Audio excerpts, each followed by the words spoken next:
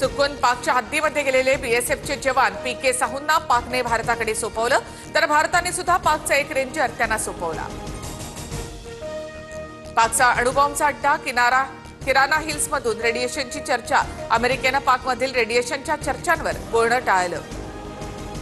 चांगल्या आणि वाईट काळामध्ये आम्ही नेहमीच पाकिस्तान सोबत उभे राहू। तुर्कस्तानचे अध्यक्ष रेसेप तय्यिप एर्दोगन यांचा ट्विट, तर पाठिंबा दिल्याबद्दल आभारी शाहबाज शरीफ यांची प्रतिक्रिया।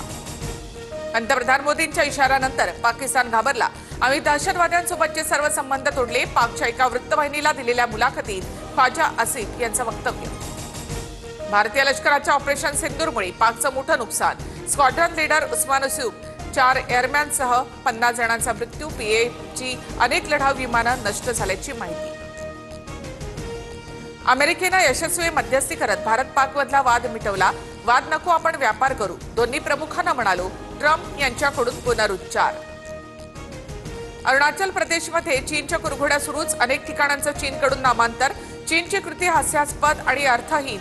अरुणाचल प्रदेश आमचा भाग होता, आहे आणि राहील, भारत सरकारकडून स्पष्ट।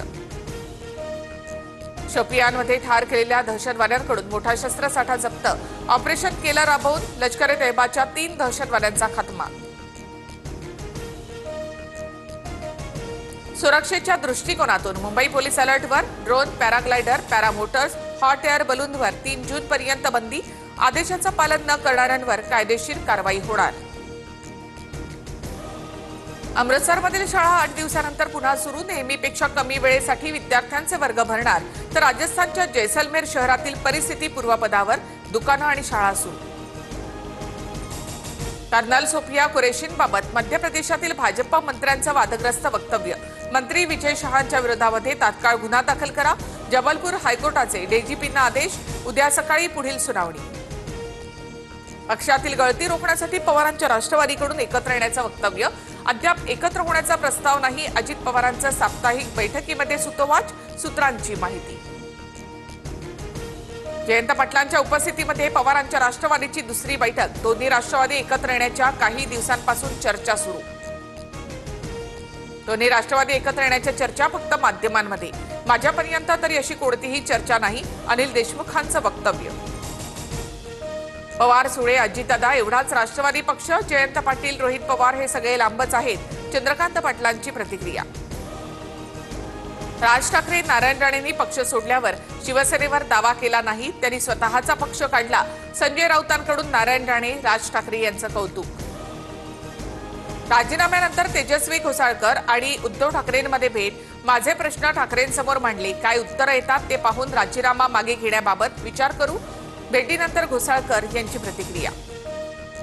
ऑपरेशन सिंदूरच्या यशाच्या पार्श्वभूमीवर भाजपतर्फे देशभरात तिरंगा रॅलीचं आयोजन। ठाण्यातील तिरंगा रॅलीमध्ये उपमुख्यमंत्री शिंदे सहभागी। वसई विरारमध्ये बहुजन विकास आघाडीचे माजी नगरसेवक सीताराम गुप्तांशी संबंधित 13 ठिकाणी ईडीची छापेमारी। सीताराम गुप्तांवर ईडीकडून मनी लॉन्ड्रिंगचा गुन्हा दाखल।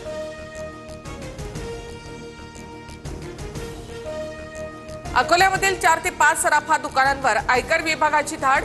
नागपूर आणि संभाजीनगरच्या अधिकाऱ्यांकडून धाडसत्र। भूषण गवई 52वे सरन्यायाधीश। राष्ट्रपती मुर्मूंच्या उपस्थितीमध्ये भूषण गवईंचा शपथविधी सोहळा।